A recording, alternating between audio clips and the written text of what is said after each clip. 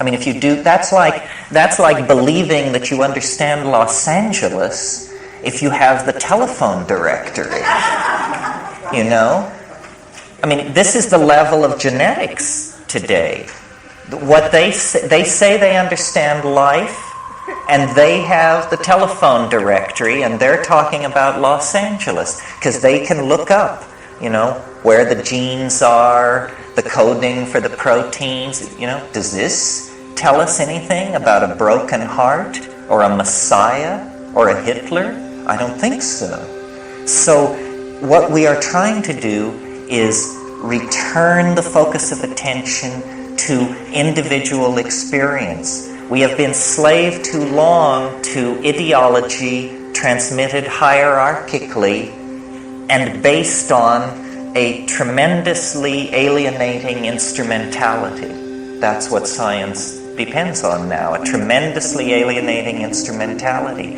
What we need to do is empower experience. Well, this is where the psychedelics come in, because citizens don't take psychedelics because it's illegal. Neither do marionettes. Neither do robots. None of these well-behaved and mechanistic reductionist images of humanity take psychedelics because it's misbehaving. Misbehaving is a great sin. In fact, it's enshrined as the first sin. You'll regard that the psychedelic issue was there in Eden, and somebody misbehaved, and then they got tossed out forever and their children's children into the chaos of history. It's interesting to read in Genesis why this was. It was because they will become as we are, says Yahweh. They will become as we are if they eat of the fruit of the tree of knowledge.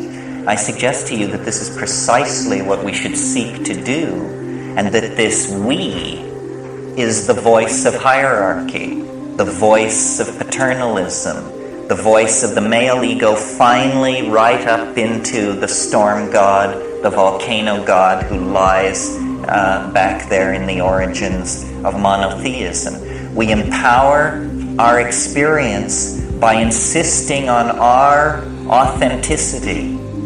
It's a wonderful thing to learn to be able to stand up and yell bullshit.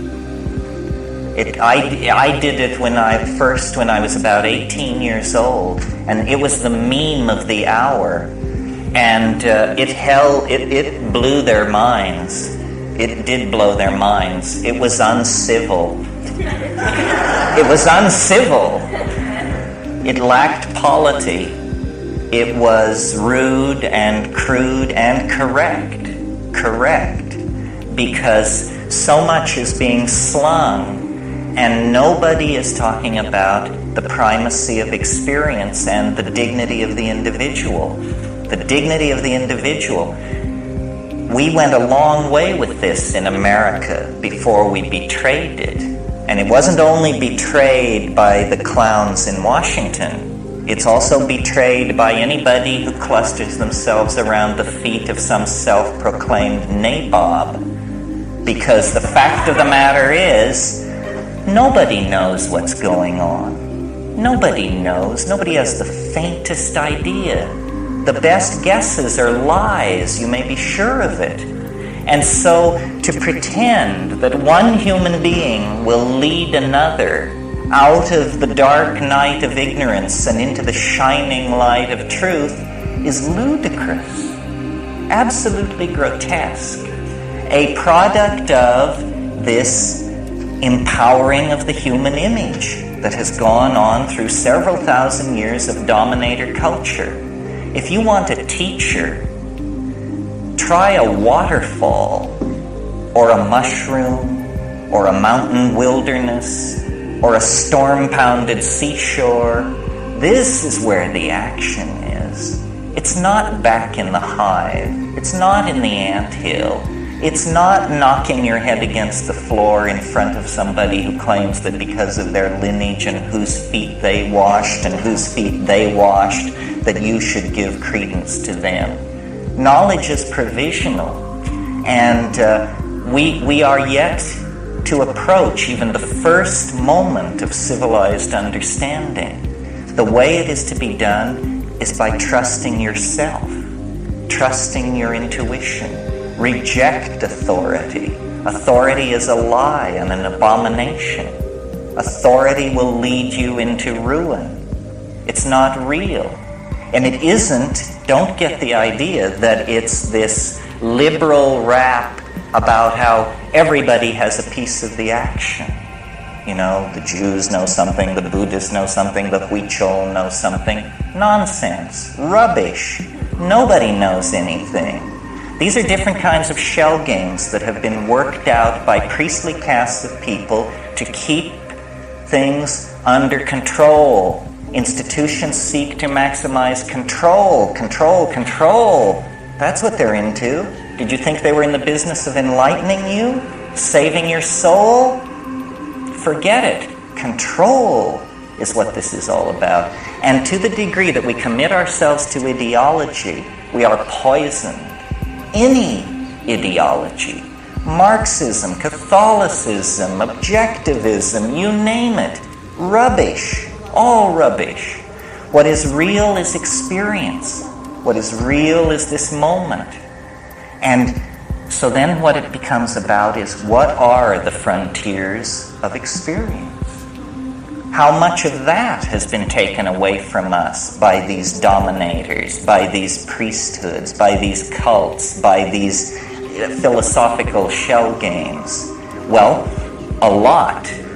That's the whole story of history. Our growing unease, our growing dis-ease, our malaise is all about the fact that we are kept from the wellspring of experience. We are sexually repressed. You may not feel it, but look back 100 years to a world where pianos wore pants.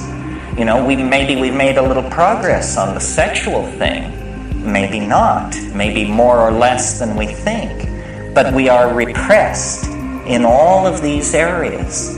And we are particularly repressed in the area that relates to the psychedelic experience. Because it is raid to the dominator insect invasion. They can't take it. They can't stand it. Because it empowers the individual. It dissolves the cheerful model of science. It's just exposed as, a nice story. It enriches the accessible universe tenfold, 100-fold, 1,000-fold. It makes the individual complete within his or her self. And this completion of the individual is extremely destructive to the plan of the dominators, which is that you will be a cog in a machine. You will participate in the life of an organization. Not your life, the life of an organization. You will go to some bullshit job. You will pour the best years of your life and your genius and your hopes into this. You will serve an institution. You will serve. Well, it's a bad idea for free people to go along with this. A much better idea would be to insist on the dignity of human beings, to recognize that the freeing of slaves, the giving of the vote to women, the ending of public whippings, that this program of political enlightenment must also then include hands-off on how people want to relate to changing their minds. We are not interested in being sexually regulated by the state, and we are not interested in being intellectually, spiritually, emotionally manipulated by the state. The state should stand down in this issue.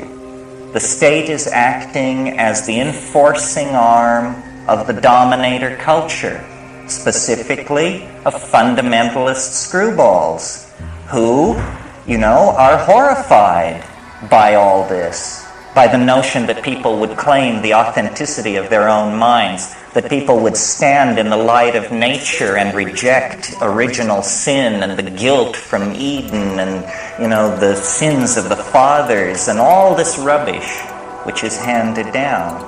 What the archaic revival is going to have to mean, if it has teeth, is a re-empowering of the individual and a consequent lowering of the profile of institutions, especially government. We need to think about these things because we have bought into the idea that we have to serve and behave and be enslaved, else chaos will engulf the world. We need to carry out our analysis of the situation to the point where we can embrace chaos and see that chaos is the environment in which we all thrive.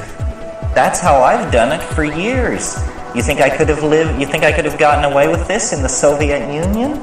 I don't think so. I require a society on the brink of social breakdown to be able to do my work. And I think a society on the brink of social breakdown is the healthiest situation for individuals. I don't know how many of you have ever had the privilege of being in a society in a pre-revolutionary situation, but the cafes stay open all night. And there's music in the streets, and you can breathe it, you can feel it, and you know what is happening. The dominator is being pushed. It never succeeds. It never is able to claim itself. But on the other hand, history is young. We may have a crack at this. A global society is coming into being.